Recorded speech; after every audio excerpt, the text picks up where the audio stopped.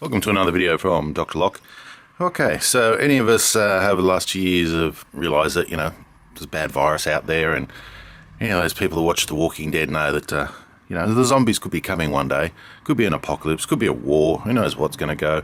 So, a good little radio, and I've used this Sangean before. I'm probably saying their name wrong, sorry if I am. Sangean, anyway.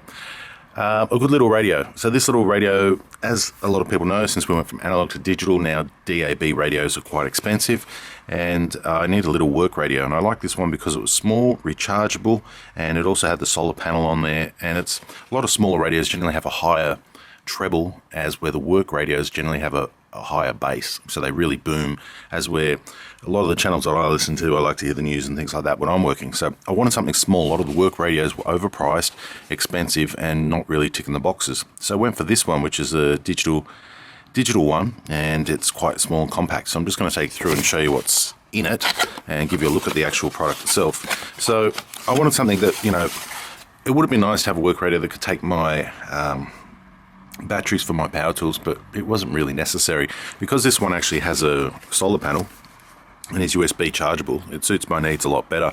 This one came in about 120 to 150 bucks. I've used their products before and I was really happy with one of their other ones, so I thought I'll go for the same brand again. It's not a brand I'm familiar with, but considering the last radio was really good, then I'm going for that. Alright, so there's the instructions there. Some little warranty card came out. Okay, let's go over the features anyway. So the Survivor M8 is an AM/FM radio that can save your life. The life-saving functions will come in handy when you need them, when you're in need of direct help.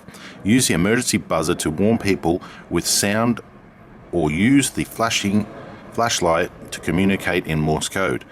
But you can also use a Survivor M8 in good times. Well, that's what I'm hoping for.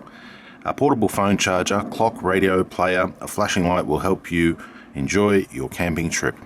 Backpacking, holidays, or the Survivor M8 will just make your day. Okay, so it's going to make my day.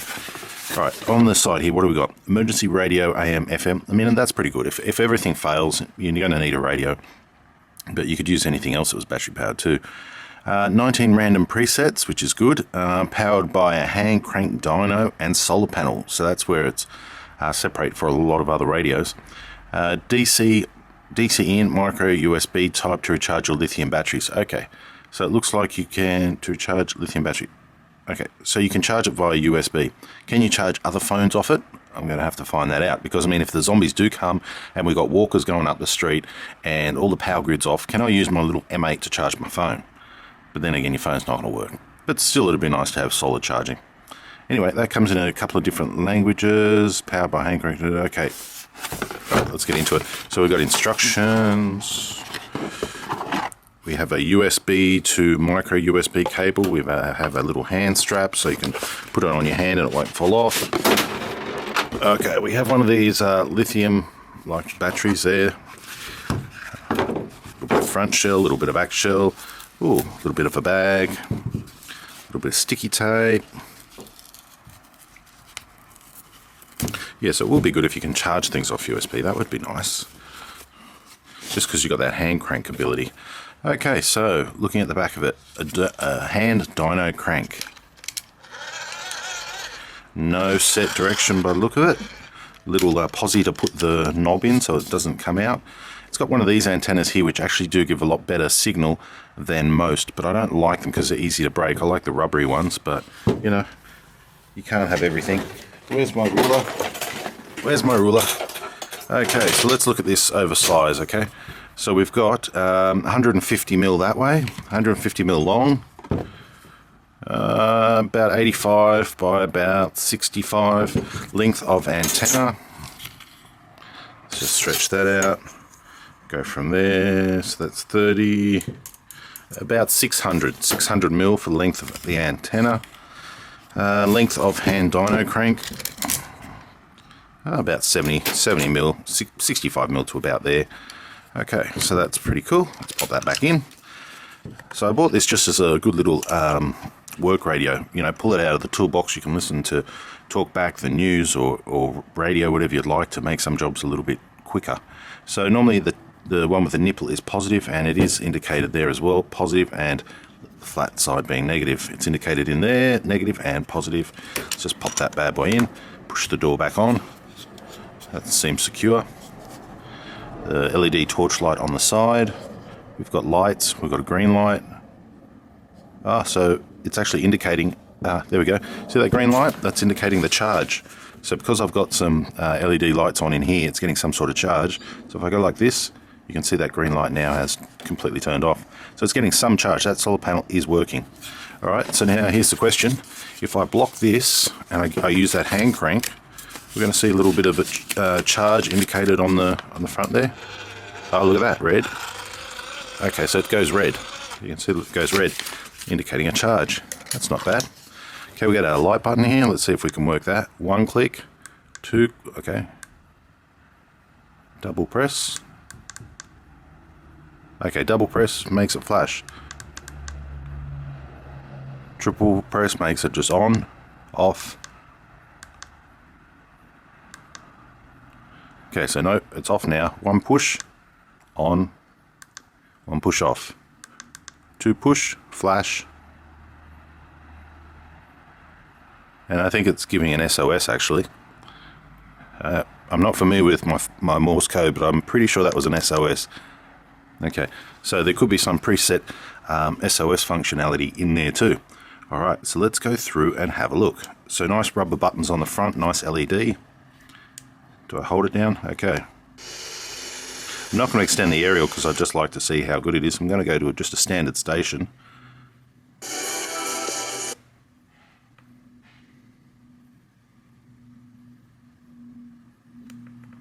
Okay, that overscanned.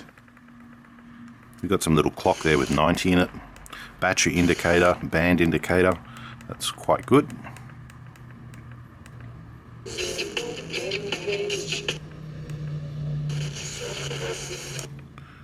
Okay, so that's not bad. Let's change band, go to AM. Let's go to some sort of talkback or something so we can hear the clarity of it. There's a lot of questions about this new... Well, when we were talking volume about this last Sunday, as I said, it was only just broken a few days before then, and we were very, very nervous about Omicron and the not bad volume. But in a week to today, I think... So that's going to be good enough for a work site. So mono display, what's that? Okay, that would be the clock. Band, AM, FM. Presets we can do. What's this hazard button here? Alarm. How do I turn that off?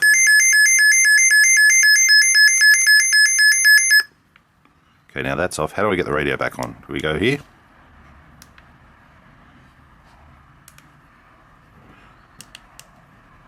Okay, hold down that one.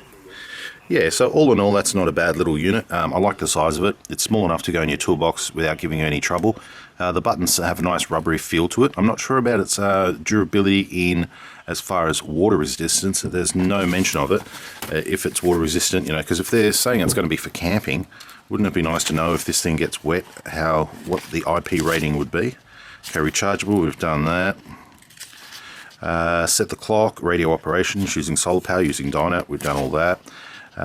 Tuning the radio, okay, telescopic antenna, stereo mono switch, volume control, display information, changing AM, FM, emergency siren, LED flashing, we've done all that. Listen in by headphones. Okay, so there we go, there's something we haven't seen. Here is our ports. Okay, so we got DC in and DC out. 5 volts at 3 amp plus headphone. So you can charge other things using this device, and you can charge it via USB, or you could sit there and crank it all day long and then charge your phone if you wanted. So it will be okay for the zombie apocalypse. Strap holder. So you simply put that one in, pull that one through the loop, and you've got a strap should you want to carry it. Conditional water resistance. This radio is not water resistant device. Do not water... Okay, let's read that again. This radio is a water-resistant device, not waterproof device. Please ensure the rubber cover on the USB and micro USB and head port jack is securely and properly secured. So that's going to be your worst one there. But at least it's water resistant. So if a little bit of rain or a little bit of drizzle gets on it, it's not going to be too bad.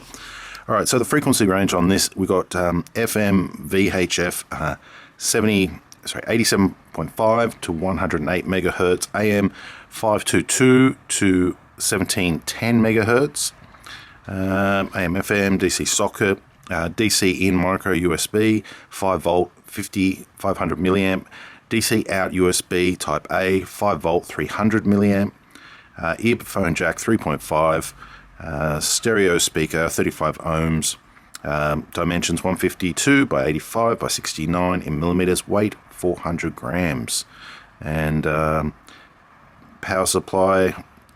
So it's got an 850 milliamp rechargeable lithium ion battery supplied as one, dyno charging, rechargeable lithium battery, solar panel charging. So how long would it take to actually give this thing a full charge? Changing the radio. Let's have a look at that. That might be interesting. Dyno power. Here we go. Rotate the dyno power handle approximately 120 times per minute, either clockwise or anti-clockwise, until the charging LED indicator appears red. Okay, so when it's red, it's good. Under normal listening conditions, 1 minute of charging from dyno power will allow you to listen to the radio for 5 to 7 minutes. So basically 1 to 5 or 1 to 7, 1 minute crank, 7 minutes listen. So I would have expected a bit more, but I guess the cranking is not bad, not that powerful. AM band mode using the speaker and the moderate volume level. Okay, so if you've got stereo and all the rest, it's going to use more. Solar power, how long does it say? It takes approximately 15 hours to fully charge the battery under direct sunlight. So how long will the battery actually last?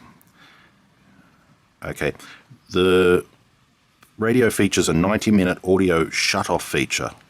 So that's not bad. If you leave it on or whatever, or it's down and quiet and you forget about it, it'll actually shut off. So, okay, so that's the radio there.